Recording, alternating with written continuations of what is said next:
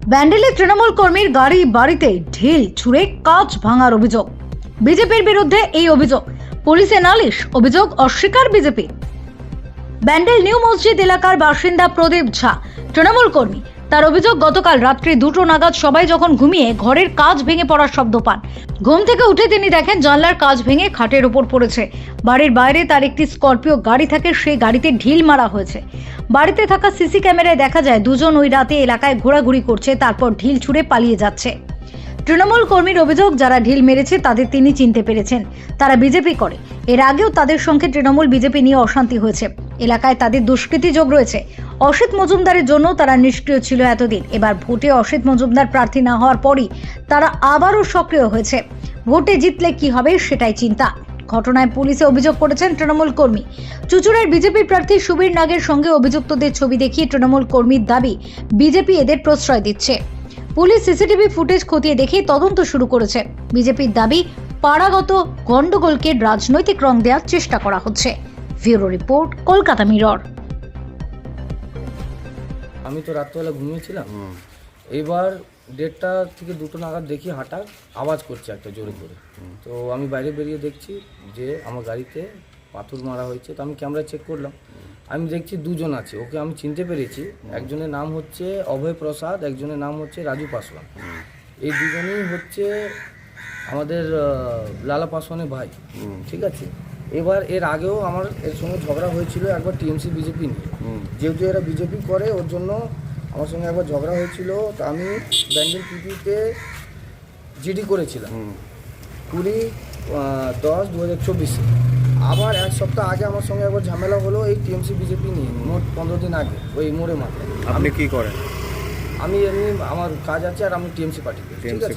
এইবার আমাকে জোর জবরদস্তি বিজেপি থেকে মানে এই করছে যে তুই টিএমসি ছেড়ে দে, এই করিস না, এই করিস না। আর এরা যতজনই আছে সবই সুবীর নাথ সঙ্গে থাকছে এরা, মানে যে যে আছে ওখানে, আর সবই ক্রিমিনাল। সবার মাথাতে মানে সবই জেল খেটেছে, আর সবই ক্রিমিনাল। আপনাকে আমি দেখিয়ে দিচ্ছি। মানে আপনাকে বলছে বিজেপিতে জয়েন করতে? হ্যাঁ, আমাকে বলছে যে টিএমসি করতে হবে না, টিএমসি করতে দেবো না তোদেরকে, মানে ধমকি দিচ্ছে। বলছে আমাদের কারণে কি পাথর ছুঁড়েছে? হ্যাঁ, ওই কারণেই আমাকে লাগছে পাথরটা ছুঁড়েছে। এর আগেও যে ঝামেলা হয়েছিল টিএমসি বিজেপি নিয়ে ঝামেলা হয়েছে। বলছে আমাদের সরকার আসুক, ওর পরে দেখাবো। এইবার আপনাকে আমি একটা জিনিস দেখাই দাদা, এই দেখুন।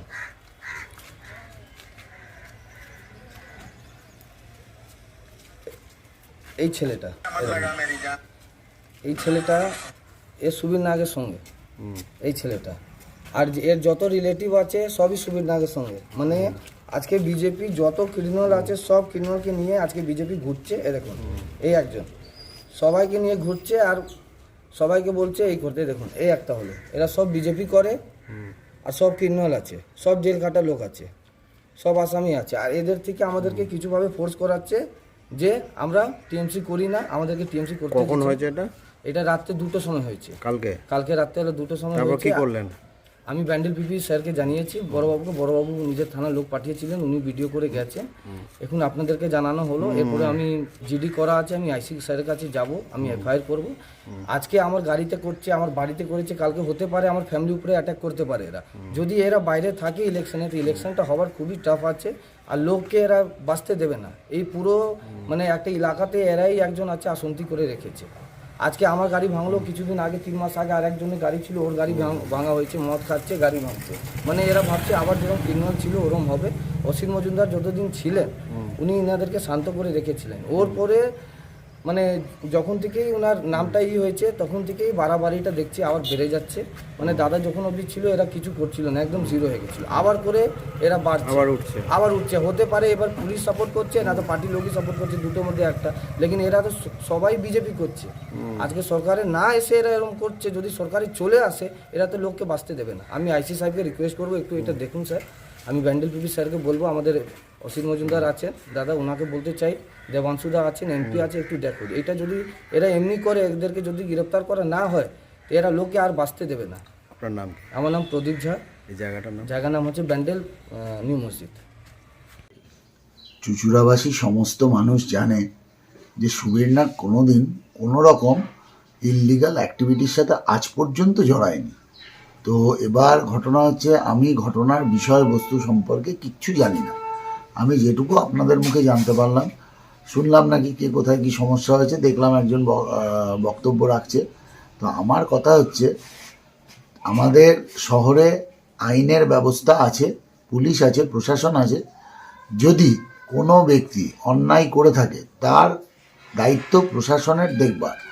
আমি যদি সেখানে হস্তক্ষেপ করি, আমি যদি কোনো ক্রিমিনাল অ্যাক্টিভিটির বিরুদ্ধে গিয়ে দাঁড়াই, যে ক্রিমিনাল অ্যাক্টিভিটি করেছে তার পক্ষে হয়ে এবং যার ওপর হয়েছে তার বিরুদ্ধে গিয়ে আমি যদি কাউকে সহযোগিতা করি, তখন এই কথাটা বলা সম্ভব। আর আজ ভারতীয় জনতা পার্টি ক্ষমতায় আসতে যাচ্ছে, প্রচুর মানুষ ভারতীয় জনতা পার্টির সাথে যুক্ত আছে, প্রচুর মানুষ আমাদের মিছিল মিটিংয়ে আসছে। এটা খুব নিশ্চিত করা আমার পক্ষে সম্ভব নয় যে কোন কার্যকর্তা কোথায় কোনো বেআইনি কাজ করছে কিনা। তবে আমি একথা বলছি, চুঁচুড়া বাসী হিসাবে এবং চুঁচুড়ার মানুষ আমাকে আগামী বিধানসভায় নির্বাচিত করবার জন্য আমি তাদের কাছে পৌঁছচ্ছি। সকলের কাছে আমার একটিই বার্তা, আমার প্রথম উদ্দেশ্য হচ্ছে চুঁচুড়ার মানুষের সুখ স্বাচ্ছন্দ্য ফিরিয়ে দেওয়া। সেখানে আমি সবাইকে অনুরোধ করব, সমস্ত রাজনৈতিক অরাজনৈতিক সমস্ত মানুষের কাছে আমার অনুরোধ, আপনাদের কোনো অ্যাক্টিভিটি যেন কোনো মানুষের অসুবিধার কারণ না হয়। আর যদি হয়, সেখানে প্রশাসন তার যে ব্যবস্থা নেওয়া উচিত সে নিক। সেখানে কোনো অবস্থায় ভারতীয় জনতা পার্টির কেউ হস্তক্ষেপ করবে না, আমি দায়িত্ব নিয়ে বলছি।